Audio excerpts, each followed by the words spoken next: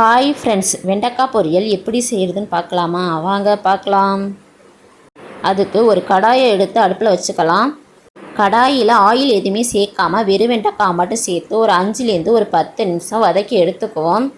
எதுக்காக கடாயில் ஆயில் எதுவுமே சேர்க்காமல் வெறும் வெண்டைக்காவை சேர்த்து வதக்குறோம்னா, வெண்டைக்காயில் உள்ள வளவளப்புத்தன்மையை கடாய் அப்சர்வ் செஞ்சுக்கும்.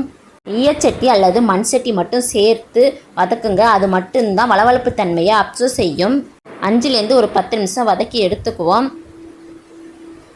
உங்களுக்கே பார்த்தா தெரியும் கடாய் வளவளப்பு தன்மையை எப்படி அப்சர்வ் செஞ்சுருக்குன்னு.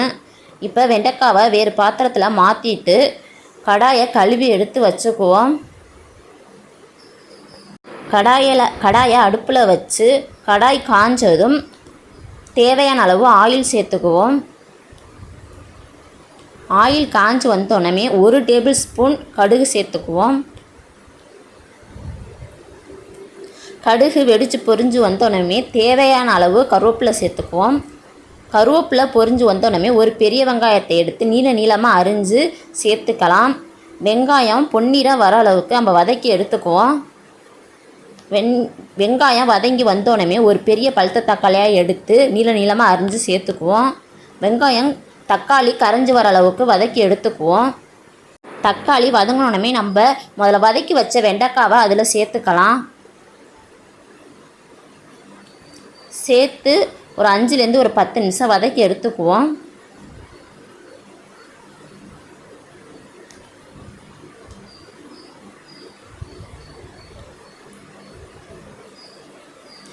வெண்டைக்காய் 5லேருந்து ஒரு 10 நிமிஷம் வதக்கியாச்சு. இப்போ தேவையான அளவு சால்ட்டு சேர்த்துக்குவோம். அதாவது 1லேருந்து ஒரு 2 டேபிள் ஸ்பூன் சேர்த்துக்குவோம். இப்போ வெண்டைக்காய் வேகிற அளவுக்கு வதக்கி எடுத்துக்குவோம். வெண்டைக்காய் வெந்தோடனே மேகி மசாலா சேர்த்துக்குவோம் தேவையான அளவு.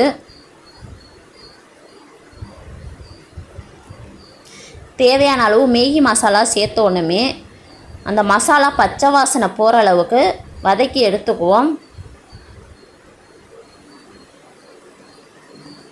வெண்டைக்காய் நல்லா வெந்து மசாலாவோட பச்சை வாசனைலாம் போயிடுச்சு. இப்போ அடுப்பை ஆஃப் பண்ணிக்கலாம். இந்த ரெசிபி பிடிச்சிருந்தா லைக் பண்ணுங்கள், ஷேர் பண்ணுங்கள், கமெண்ட் பண்ணுங்கள். மறக்காமல் நம்ம சேனலை சப்ஸ்கிரைப் பண்ணிக்கோங்க. பாய், see you.